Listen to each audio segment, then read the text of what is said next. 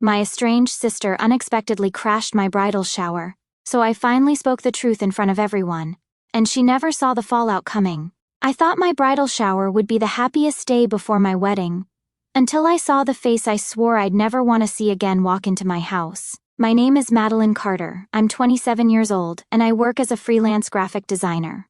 3 months before my wedding, I should have been floating on cloud 9, surrounded by love and celebration. Instead, I found myself staring at my biggest nightmare dressed in designer clothes, acting like nothing had ever happened between us.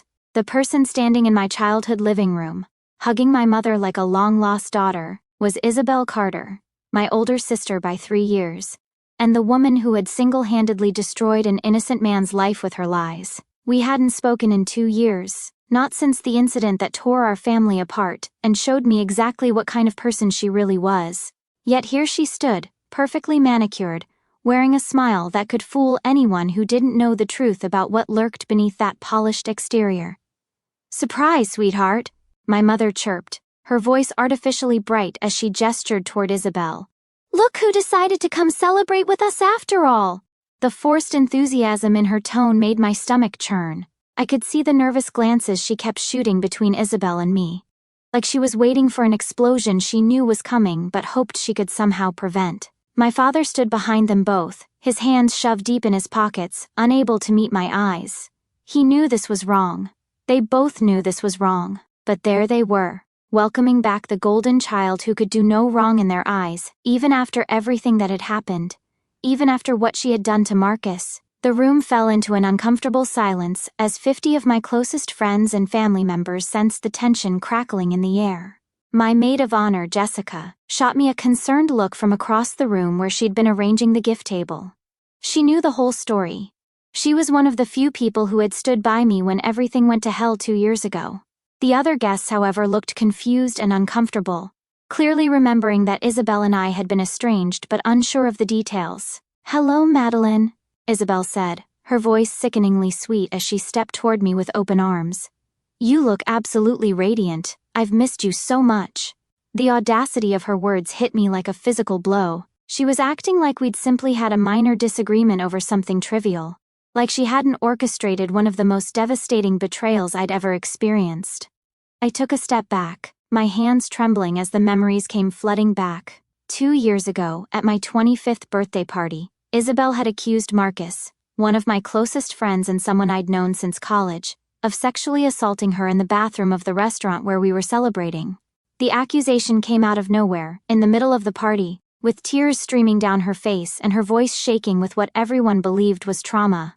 The aftermath was swift and brutal. Marcus, who worked as a marketing manager for a well-respected firm, was immediately fired when word of the accusation reached his employer. His reputation was destroyed overnight. Friends abandoned him, his girlfriend left him, and he was forced to move back in with his parents while trying to clear his name. The police investigation went nowhere because there was no physical evidence, but the court of public opinion had already rendered its verdict.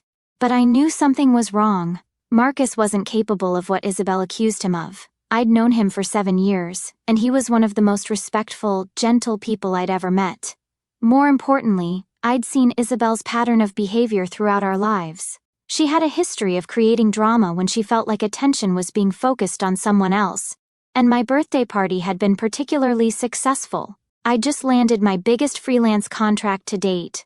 I was happy in my relationship with David, and for once, I was the center of positive attention in our family. It took me 3 weeks of digging, but I finally found what I was looking for. The restaurant had security cameras, and after begging the manager to let me review the footage, I discovered the truth. The timestamp showed that during the exact time Isabel claimed she was being assaulted in the bathroom, she was actually at the bar, laughing and flirting with a guy she'd met that night. Marcus, meanwhile, was clearly visible in the main dining area, never once leaving his seat during the time frame in question. When I confronted Isabel with the evidence, she broke down and admitted she had lied, but her reasoning was what truly broke my heart. She said she'd been jealous of all the attention I was getting, jealous of my success, and jealous that people seemed to like my friends better than hers. She said she wanted to take me down a peg and remind me what really mattered. In her twisted logic, destroying Marcus was just collateral damage in her war against my happiness. I expected her to come forward immediately and clear Marcus's name. Instead, she begged me to keep quiet, promising she would figure out a way to fix things without admitting her lie. When I told her that wasn't acceptable, that Marcus deserved to have his reputation restored immediately, she threatened to destroy the security footage and claim I was lying because I was jealous of her. That's when I knew I had to act. I copied the security footage and confronted our parents with the truth. I showed them the video evidence, explained the timeline, and begged them to help me convince Isabel to do the right thing. Their response still haunts me to this day. "Isabel made a mistake," my father had said, his voice eerily calm. "But she's been through enough trauma. We need to focus on healing as a family, not on tearing each other apart." My mother had nodded in agreement, adding that it would be devastating for Isabel's career in public relations if word got out that she had made false accusations. They chose to protect their golden child over an innocent man whose life had been destroyed. They chose Isabel's comfort over justice. And when I refused to let the matter drop, when I took the evidence to Marcus and helped him clear his name publicly, they acted like I was the villain who had torn the family apart. The revelation that Isabel had lied created a massive scandal in our social circle. Marcus was eventually able to get his job back and rebuild his reputation, but the damage to his mental health and personal relationships was already done. Isabel, meanwhile, managed to keep her job by claiming she had been confused and traumatized by the whole experience, playing the victim even as she was exposed as the perpetrator. Our parents stood by her through it all, treating me like I was the problem for refusing to let sleeping dogs lie. The final straw came when my mother suggested that I should apologize to Isabel for embarrassing her and making family gatherings uncomfortable. That was the day I decided I was done trying to maintain a relationship with people who cared more about their image than about right and wrong. Now, 2 years later, here she was at my bridal shower, acting like none of it had ever happened. My parents had orchestrated this reunion without telling me, probably hoping that the joy of the occasion would somehow magically heal all the wounds that their favoritism and willful blindness had created. "I can't believe you're here," I said, my voice barely above a whisper as I stared at her perfect smile and carefully styled hair. She looked exactly the same, beautiful, polished, and completely remorseless. "Of course I'm here, silly," she laughed, reaching out to touch my arm. I jerked away from her like she was on fire. I wouldn't miss my baby sister's bridal shower for anything in the world. "We're family, Madeline. Family forgives and moves on." The casual way she dismissed everything that had happened between us made my blood boil. Family forgives and moves on? What about Marcus? What about the innocent man whose life she had nearly destroyed for no reason other than her own petty jealousy? What about accountability? What about justice? I looked around the room at all the faces staring at us. My friends, my aunts and cousins, my future mother-in-law, my coworkers. They all knew bits and pieces of the story, but most of them had heard Isabel's sanitized version of events, the one where she was the victim of a misunderstanding and I was the vindictive sister who couldn't forgive and forget. "Ladies, let's not let family drama spoil this beautiful celebration," my mother announced loudly, clapping her hands together to get everyone's attention. "Why don't we start with the gift opening? I'm sure Madeline is excited to see what everyone brought." But I couldn't move. I couldn't pretend. I couldn't spend the next 3 hours watching Isabel charm my guests and play the role of the loving, supportive sister while knowing exactly what kind of person she really was. Every smile she flashed, every laugh she shared, every moment she spent basking in the attention and admiration of people who didn't know the truth. It all felt like another knife twist in my chest. "Actually," I heard myself saying, my voice getting stronger with each word, "I think there's something everyone should know before we continue with the celebration." The room went dead silent. My mother's face went white, and my father looked like he was about to be sick. Isabel's perfect smile faltered for just a moment before she recovered, tilting her head with fake concern. "What do you mean, honey?" she asked, her voice dripping with false sweetness. "Is everything okay?" I looked at her for a long moment, this woman who shared my DNA but seemed to lack any trace of human decency or remorse. Then I looked at my parents, who were both frantically shaking their heads and mouthing, "Please don't at me." Finally, I looked at my guests, good people who deserved to know the truth about the person they were being asked to welcome and celebrate. 2 years ago, I began, my voice clear and steady despite the adrenaline coursing through my veins, my sister Isabel made a false accusation of sexual assault against one of my closest friends. she destroyed his career, his reputation, and nearly his life, all because she was jealous that I was getting attention at my own birthday party. The gasps around the room were audible. Isabel's face went from pale to bright red in seconds. "Madeline, what are you doing? You know that's not—" "I have security camera footage," I continued, cutting her off. "Footage that proves she was nowhere near the bathroom during the time she claimed she was being assaulted. Footage that shows her laughing and flirting with strangers while an innocent man was having his life destroyed by her lies." "That's enough," my father barked, stepping forward with his hands raised.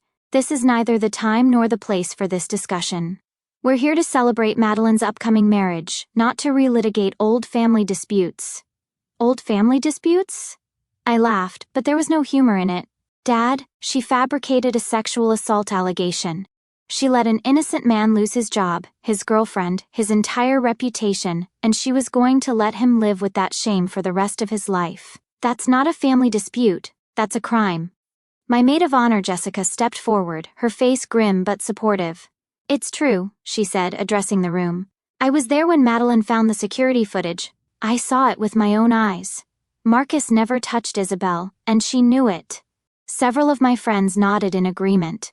They had been there for the aftermath, had seen the evidence, had watched me struggle with the decision to expose my own sister's lies. But many of the older family members and my parents' friends looked shocked and confused, clearly hearing this version of events for the first time. "Isabel," my Aunt Margaret said slowly, "is this true? Did you really make false accusations?" Isabel's composure finally cracked. Tears started streaming down her face, real tears this time, born of panic and desperation rather than calculated manipulation. "It's not that simple," she cried. "There was so much going on at the time. I was confused, I was drinking."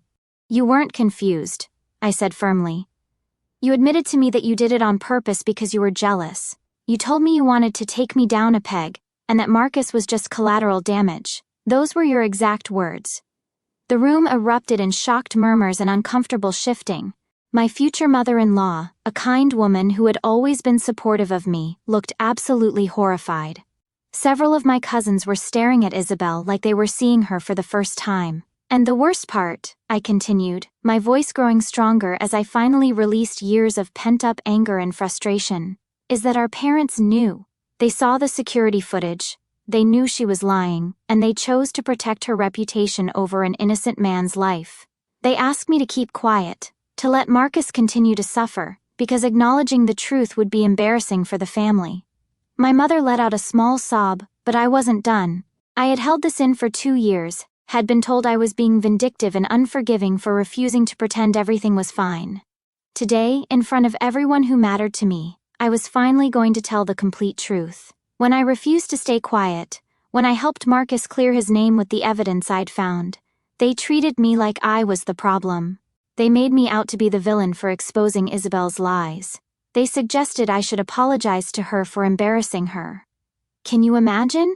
They wanted me to apologize for telling the truth about a false sexual assault allegation. The silence in the room was deafening. Even the catering staff had stopped what they were doing to listen. Isabel was sobbing openly now, but I felt no sympathy for her. She had had 2 years to make this right. 2 years to show even a shred of genuine remorse. And instead she had spent that time playing the victim and waiting for everyone to forget what she had done. So when you ask me to forgive and move on, Isabel, what you're really asking me to do is pretend that destroying an innocent person's life is something that can be swept under the rug for the sake of family harmony. You're asking me to prioritize your comfort over justice, just like our parents did 2 years ago. I turned to address the room at large, making eye contact with as many people as possible. I know this isn't what anyone expected at a bridal shower, and I'm sorry for that. But I refuse to spend what should be one of the happiest days of my life pretending that everything is fine with someone who has shown no remorse for nearly destroying another human being. My future mother-in-law was the first to speak. "Madeline, honey, you have nothing to apologize for. If someone had done something like that to someone I cared about, I would have reacted the same way." She shot a disgusted look at Isabel, who was still crying but now seemed to realize that her tears weren't generating the sympathy she was used to receiving. One by one, my friends and the family members who hadn't heard the full story before began to speak up. The overwhelming consensus was shock at Isabel's actions and disappointment in my parents for enabling her behavior. Several people mentioned that they had always wondered what had really happened to cause such a dramatic rift in our family, and now they understood. "I think," my cousin Sarah said carefully, "that Isabel should probably leave. This is Madeline's day, and she shouldn't have to deal with this stress." "I think that's a good idea," Jessica agreed, moving to stand beside me in a show of support. "Isabel, you weren't invited for a reason. The fact that you came anyway, after everything you've done, shows that you still don't understand the gravity of what you did." Isabel looked around the room desperately, searching for allies who were no longer there. Even some of my parents' friends were looking at her with barely concealed disgust. The image she had worked so hard to cultivate, the successful, charming, slightly damaged but ultimately sympathetic victim, was crumbling before her eyes. "This is ridiculous," she said, her voice shaking as she tried to regain control of the narrative. "This is all ancient history. I've apologized, I've tried to make amends, and Madeline just refuses to let it go. She's been holding this grudge for 2 years and now she's trying to turn my entire family against me." "When did you apologize?" I asked, genuinely curious. "When did you try to make amends?" "Because I never received an apology from you. Marcus never received an apology from you. You've spent 2 years telling anyone who would listen that you were the victim of a misunderstanding, and that I was being vindictive for not getting over it." She opened her mouth to respond, but no words came out. Because we both knew she had never apologized, never tried to make amends, never even acknowledged that what she had done was wrong. She had simply expected time to heal all wounds and for everyone to forget her actions without her having to take any responsibility for them. "I think it's time for you to go, Isabel," my father said quietly. For the first time in 2 years, he was actually taking a stand against his golden child. "This was a mistake. We should never have invited you without talking to Madeline first." "We should never have invited her at all," I corrected. "Not until she's willing to take full responsibility for what she did and make genuine amends to the person she hurt. And clearly she's not there yet." Isabel gathered up her purse and coat, her face streaked with mascara and her carefully styled hair now disheveled from her emotional breakdown. As she headed toward the door, she turned back one last time. "You're going to regret this, Madeline," she said, her voice cold and calculating now that the tears had stopped. "You think you've won something here today, but all you've done is air dirty laundry in front of people who will never look at our family the same way again. Was it worth it? Was destroying what was left of our relationship worth your moment of vindication?" I looked at her for a long moment. This woman who had caused so much pain and still couldn't understand why she was facing consequences for her actions. "Isabel," I said calmly, "you destroyed our relationship the moment you decided to fabricate a sexual assault allegation for no reason other than jealousy. Everything that happened after that was just the natural consequence of your choices. I didn't destroy anything. I just refused to help you cover up what you had already destroyed." She left without another word, and the house felt lighter the moment the door closed behind her. My parents followed her out, probably to try to comfort her and convince her that I was being unreasonable. I didn't care. For the first time in 2 years, I felt like I could breathe freely. The party resumed after about 30 minutes of processing and discussion. My friends rallied around me, expressing their support and admiration for my courage in standing up for what was right. Several family members approached me privately to apologize for not understanding the full situation before and to express their shock at Isabel's behavior. "I had no idea it was that bad," my Aunt Margaret told me, tears in her eyes. "I thought it was just some kind of sibling rivalry that had gotten out of hand. If I had known she had made false accusations like that, well, I certainly wouldn't have been encouraging you to work things out with her all this time." The rest of the bridal shower was actually wonderful.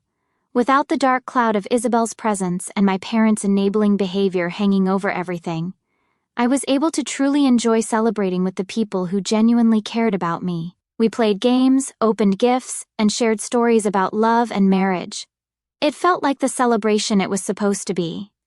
But the real consequences of my decision to expose the truth were still to come. Within hours of the party ending, my phone was buzzing with angry texts from my parents. They were furious that I had humiliated Isabel in front of the extended family and accused me of being cruel and vindictive. My mother sent a particularly harsh message saying that I had destroyed any chance of healing our family relationships. I didn't respond to their messages. I had said everything I needed to say. What I didn't expect was how quickly word would spread beyond our family circle. It turned out that several people at the party had connections to Isabel's professional network, and the story of her false accusations began making its way through the public relations community where she worked.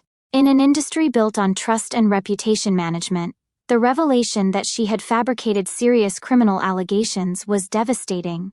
Within a week, Isabel had been fired from her job at the prestigious PR firm where she had worked for 5 years. Her clients began dropping her, and other firms in the industry made it clear that she would not be welcome in their organizations. The career she had been so worried about protecting when she begged me to stay quiet 2 years ago was now in ruins. Marcus, meanwhile, finally received the vindication he deserved. Several people reached out to him to apologize for believing Isabel's lies and for treating him like a pariah. His former employer offered him his job back with a promotion and a public acknowledgement that he had been wrongfully terminated. It was too little, too late to undo all the damage, but it was something. The most surprising development came from my parents. About 2 weeks after the bridal shower, they showed up at my apartment unannounced. They looked haggard and tired, like they hadn't been sleeping well. "We need to talk," my father said, his voice heavy with exhaustion. I almost turned them away, but something in their demeanor suggested that this conversation might be different from all the others we'd had over the past 2 years. I let them in and made coffee, waiting to see what they had to say. "We've been getting calls," my mother began hesitantly. "From family members, from friends, from people in the community. Everyone wants to know if the story about Isabel is true." "And what have you been telling them?" I asked. My parents looked at each other before my father answered. "The truth. We've been telling them the truth." He paused, running his hands through his hair. "We've spent 2 years trying to protect Isabel from the consequences of her actions, and all we did was enable her to avoid taking responsibility. We were so focused on keeping the family together that we lost sight of what was actually right." It was the first time either of them had ever acknowledged that they had been wrong to ask me to stay quiet about Isabel's lies. It was the first time they had ever admitted that protecting her had meant sacrificing an innocent person's well-being. "We know we can't undo the damage we've caused," my mother said, tears streaming down her face. "We can't take back the 2 years we spent making you feel like the villain for doing the right thing. But we want you to know that we understand now. We understand why you couldn't just let it go, and why you had to speak up at the bridal shower." "What changed your minds?" I asked, genuinely curious. Seeing the reaction of everyone at the party, my father admitted, seeing how shocked and disgusted people were when they heard the full story. "It made us realize that we had been living in a bubble, convincing ourselves that what Isabel did wasn't that serious, because we couldn't bear to face the alternative." "Also," my mother added quietly, "Isabel came to us after she lost her job. She was furious, blaming you for ruining her life and demanding that we cut off contact with you entirely. She said we had to choose between her and you." She paused, looking directly at me. "That's when we realized that she still doesn't understand what she did wrong. She still sees herself as the victim in all of this." "So what did you tell her?" I asked. "We told her that we loved her, but that we couldn't continue to enable her behavior," my father said. "We told her that if she wanted to rebuild her relationships with any of us, she needed to start by taking full responsibility for her actions and making genuine amends to Marcus." "How did she react to that?" "She hasn't spoken to us since," my mother said sadly. "She packed up her apartment and moved across the country without telling us where she was going. We only found out through her former roommate." The conversation continued for another hour, with my parents apologizing repeatedly and trying to make amends for the years of gaslighting and emotional manipulation they had subjected me to. It wasn't easy to forgive them. Their betrayal had cut deep, and the damage to our relationship would take years to fully repair. But I could see that they were genuinely remorseful and committed to doing better. "There's something else," my mother said as they were preparing to leave. "We want to reach out to Marcus. We want to apologize to him personally for the role we played in prolonging his suffering. Would you be willing to give us his contact information?" I was surprised by the request, but pleased. "I think he would appreciate that," I said. "But you should know that the damage can't be undone. An apology doesn't give him back the 2 years of his life that were destroyed by Isabel's lies and your decision to protect her." "We know," my father said. "But it's still the right thing to do." My wedding took place 3 months later, and it was everything I had dreamed it would be. My parents were there, walking me down the aisle together and genuinely celebrating my happiness. Isabel was not there, and for the first time in my adult life, her absence felt like a relief rather than a loss.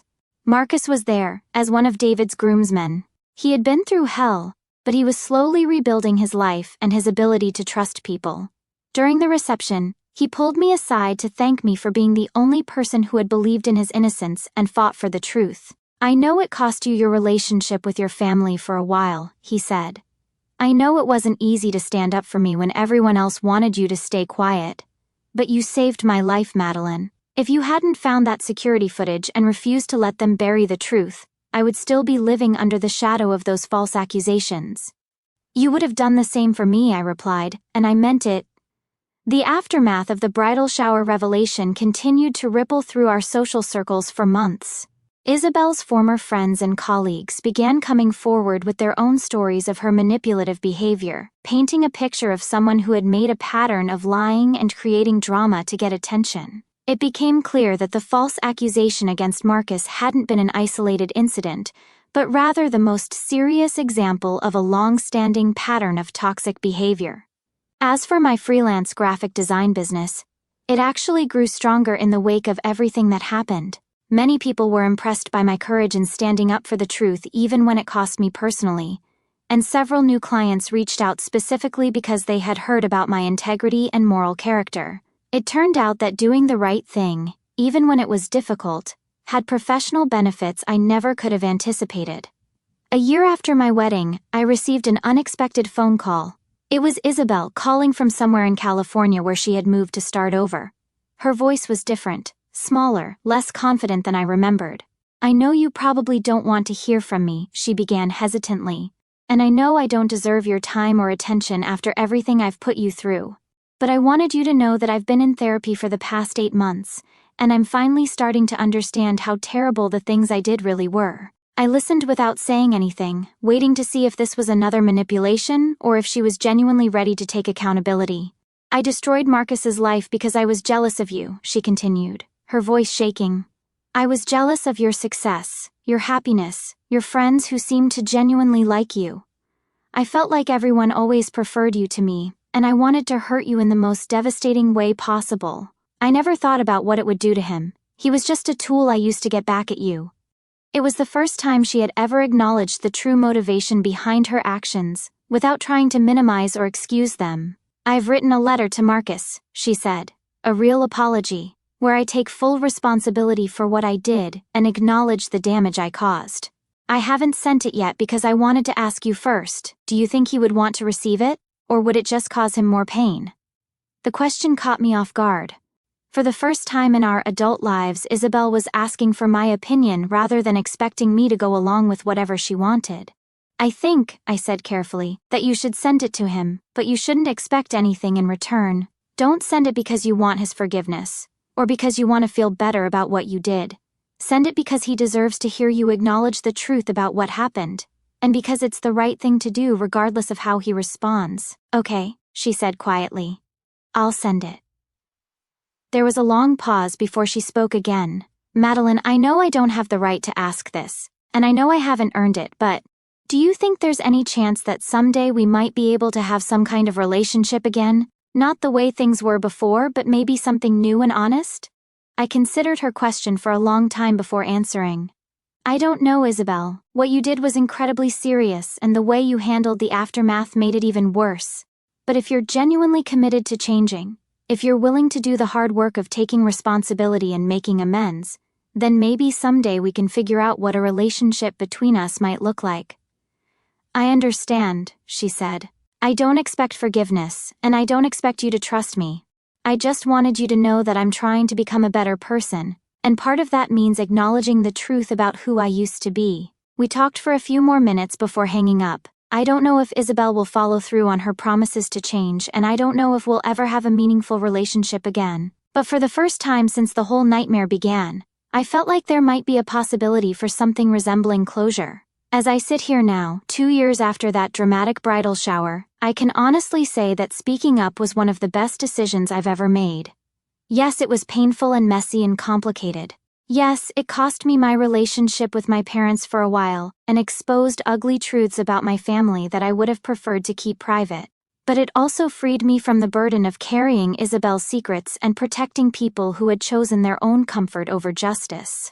I learned that sometimes the right thing to do is also the hardest thing to do, and that standing up for your principles might cost you relationships with people who don't share those principles. I learned that family loyalty shouldn't extend to covering up serious wrongdoing, and that protecting someone from the consequences of their actions isn't actually helping them. It's enabling them to continue hurting others. Most importantly, I learned that I don't need to apologize for refusing to be complicit in injustice. I don't need to make myself smaller or quieter to keep the peace with people who are comfortable with dishonesty and manipulation. I don't need to prioritize other people's comfort over my own integrity. The woman I am today is stronger, more confident, and more at peace than the woman I was 3 years ago when I first discovered Isabel's lies. I'm married to a man who supports my values and admires my courage. I have a thriving business built on a reputation for honesty and integrity. I have genuine friendships with people who know the real me and love me anyway. And I have the knowledge that when it mattered most, when an innocent person's life was at stake and everyone else wanted to look the other way, I chose to do the right thing regardless of the personal cost. That's something no one can ever take away from me, and it's worth more than any relationship built on lies and denial.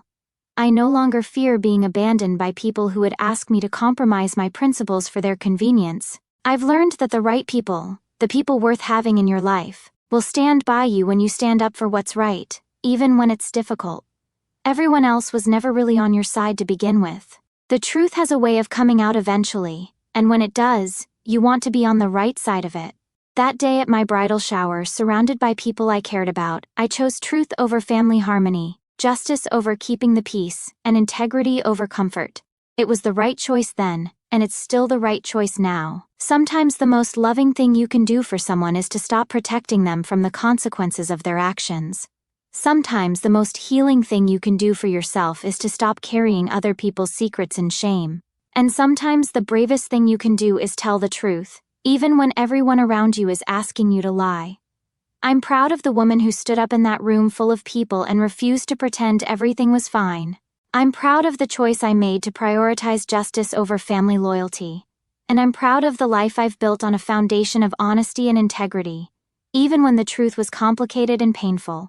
That bridal shower was supposed to be about celebrating love and new beginnings.